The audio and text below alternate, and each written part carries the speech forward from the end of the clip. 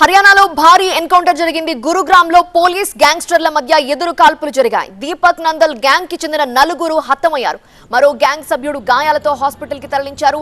ఎదురు కాల్పుల్లో 3 పోలీసులకి గాయాలయ్యాయి. వ్యాపారవేత్త ఇంటిపై దాడికి వచ్చింది ఈ గ్యాంగ్.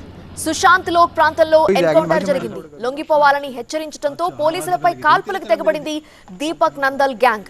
ఘటనా స్థలం నుంచి అత్యాధునిక ఆయుధాలను స్వాధీనం చేసుకున్నారు పోలీసులు. వ్యాపారవేత్త కుటుంబాన్ని సురక్షితంగా రక్షించారు పోలీసులు. గ్యాంగ్ సభ్యుల వివరాలపై దర్యాప్తు కొనసాగుతోందన్నారు.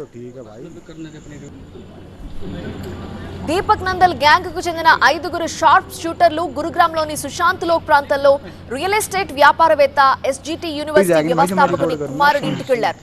ఆ వ్యాపారవేత్తకు కొంతకాలంగా గ్యాంగ్స్టర్ దీపక్ నందల్ పేరుతో బెదిరింపులు వస్తున్నాయి.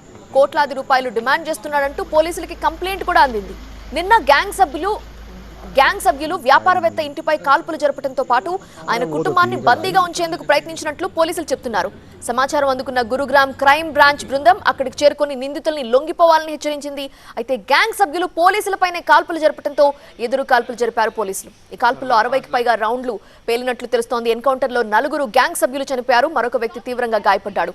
ఘటనలో 3 క్రైమ్ బ్రాంచ్ పోలీసులు కూడా బుల్లెట్ గాయాలతో హాస్పిటల్లో చికిత్స పొందుతున్నారు.